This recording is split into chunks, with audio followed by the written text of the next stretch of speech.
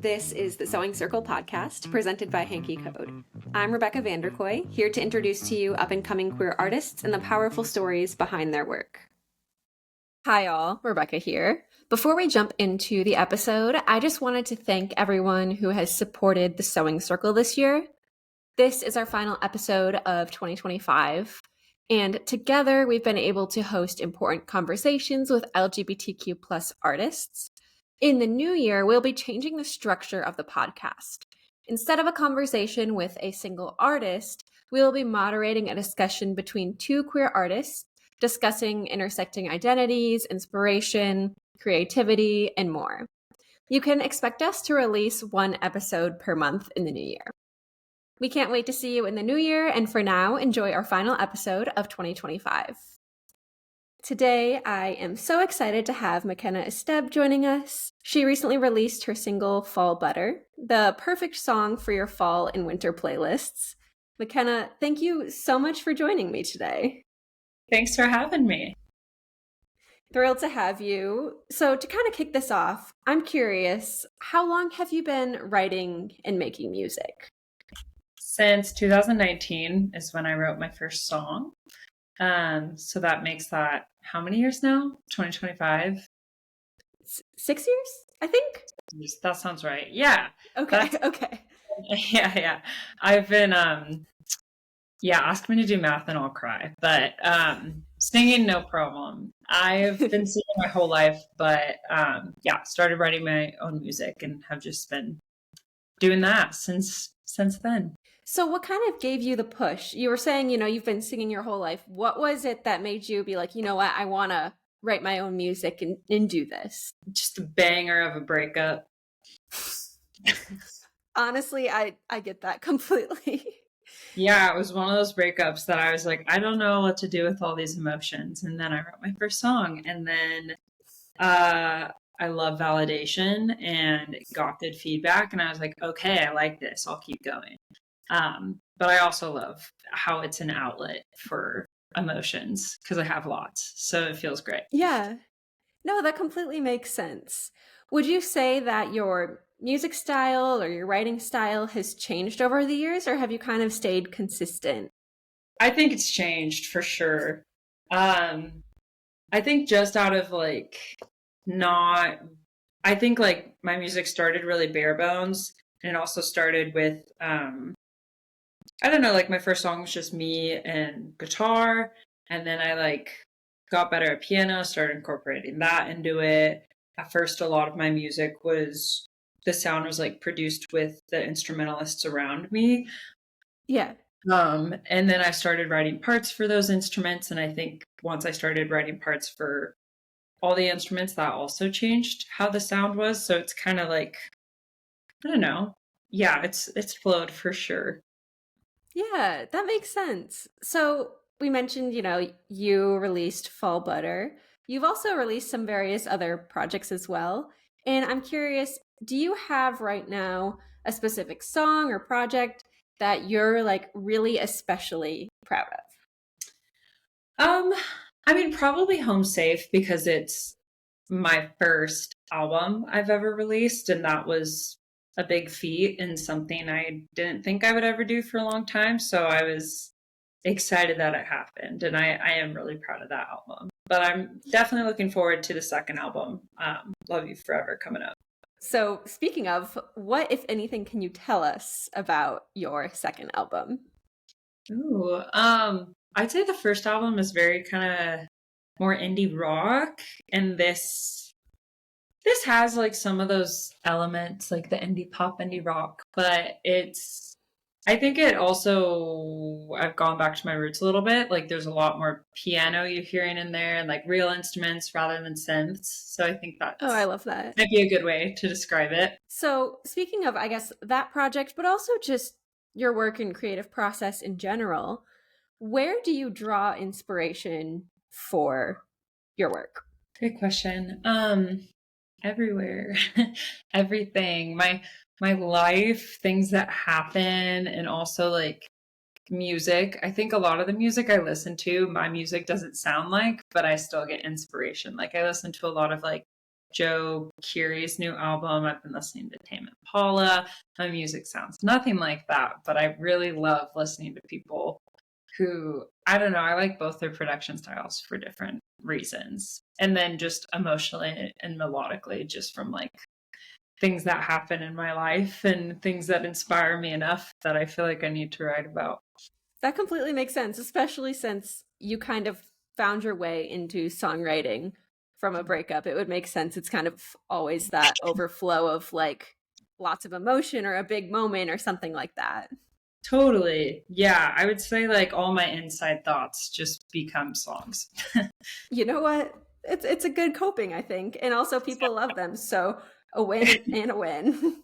Yeah, I think the coolest thing is like when people relate to them and tell me they relate to them and like tell me, I don't know, just like little things where I'm like, my little song, and they're like, yeah, like it helped you with a breakup. And I'm like, that's crazy. And so Yeah. things like that is really fun because like it is scary and weird to be like vulnerable, and art is such a vulnerable thing. But then to have like moments like that with other people where they're like, yeah, thanks for being vulnerable because it really helped me. And it's cool. That's really special. Was it difficult at first to be so vulnerable and then like choose to like not only write the song but also release it? Or did it kind of feel more natural? Yes and no. I feel like that's not a great answer, but it's like yes. Yes to all of that. Yeah, it is. I mean, it is hard to be vulnerable. Like there's definitely some songs I've like sat on for a while before I've released them, but I tend to end up releasing them because I'd like to think of myself as an open book. I mean, it's funny when like coworkers are like, "Oh my God, like don't think I'm weird, but I was like listening to your music today," and I was like, I put it out for a reason. Like I want you to listen to it. So I guess I don't really care. As long as it sounds good. If it's emotionally traumatizing, but as long as it sounds good, I don't care. Fair enough. I feel like it has to be also like in some ways freeing to be able to kind of let go of like whatever emotion or whatever situation that was and just kind of like put it out in the world and be done with it in a sense, I guess. Totally. Yeah. And the funny thing about like the songwriting process, as I'm sure you know, is like, I don't know, inherently I'm not a patient person, but music has taught me a lot of patience because you write the song, you record it, you mix it, and then you master it. And especially if it's coming out with an album, like that can be upwards of like a 6-month process. I don't know. And it looks different for everyone on what scale, but it can be a very long process. And by the time those songs are out, I don't even relate to them anymore. So it's like, okay, just get them out. Honestly, that makes a lot of sense. Yeah. So you're mentioning, like your writing process, and I've talked to a variety of different artists, and what's so interesting to me is everyone that I've talked to, like there's definitely similarities, I think, between like creative processes, but everyone's is a little bit uniquely different. And so I'm wondering, like, what is your creative process like when you're writing a song? I think a lot of the times it starts with a notes app scribble in my phone or like a voice memo. And then I kind of go from there, or it'll start with like a melody on the piano and then I'll just start singing gibberish and then I'll turn into words. So it can look like any of those three. It can start with like lyrics, a melody vocally, or a melody like instrumentally. And then usually just kind of like piece it from there. Okay, yeah. Do you have one of those types that you're like, I prefer doing it this way, or does it really just depend on the song or the project? I think it just, yeah, no, I like both equally. Yeah, both are great for different reasons. I think it just depends on like what strikes first. That makes sense.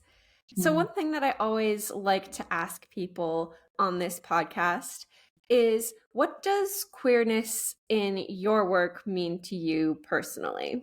Yeah, I think I'm kind of going back to like the honesty thing. It's just good to be completely vulnerable. Like at the end of the day, even when being vulnerable or honest sucks and can be really hard and like maybe you're in relationships, whatever it is, I think honesty always ends up being the best thing for you. So I think queerness is the same thing. And like talking about it and talking about my experience with it and my music and like the messiness and also the like joy of it is really important. And it's also like I live in Idaho, which is like a very red state, and it's been fun to like play my very queer songs at in Idaho and have people come up to me and be like, "Whoa, thank you for sharing."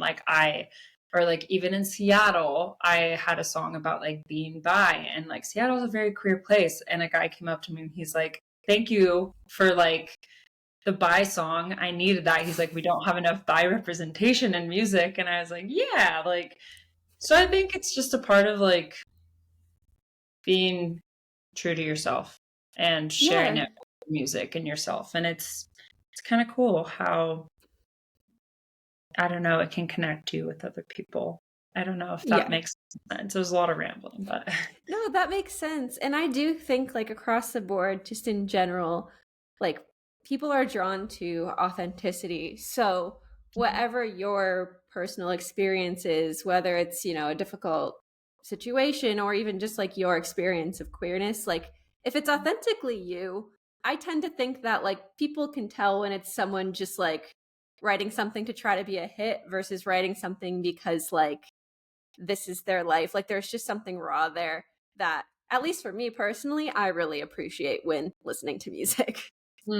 yeah, yeah, I agree. So, you mentioned, of course, a couple shows. And I'm curious if there's any songs that you really have especially been loving to perform live. Ooh, good question. Well, I feel like there's a lot of like recency bias, but we do have a new song coming out on the new album. It's not out yet, but it's called "Wish I Smoked," and playing that with the band has been really fun, especially at like full like I don't know concert venues where it's like full band. It's super energetic and just like kind of a fun song about I guess the best way is it's like comparing like a toxic relationship to smoking, and that's what it's about.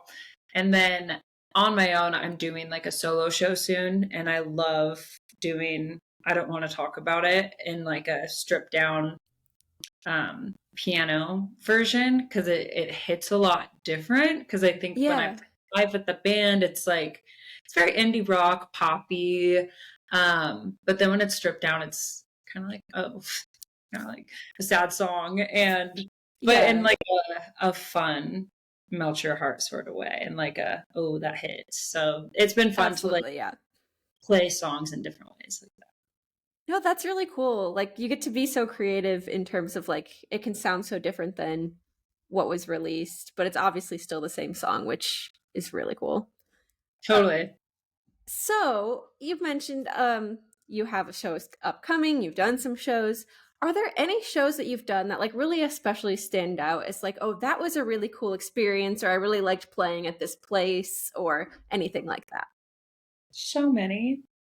that? Uh, all of them. We opened for Crooked Kings early, like at the very beginning of this year at the Knitting Factory, and that was super fun because they're in a neighboring city. They're in Salt Lake, and they have great music.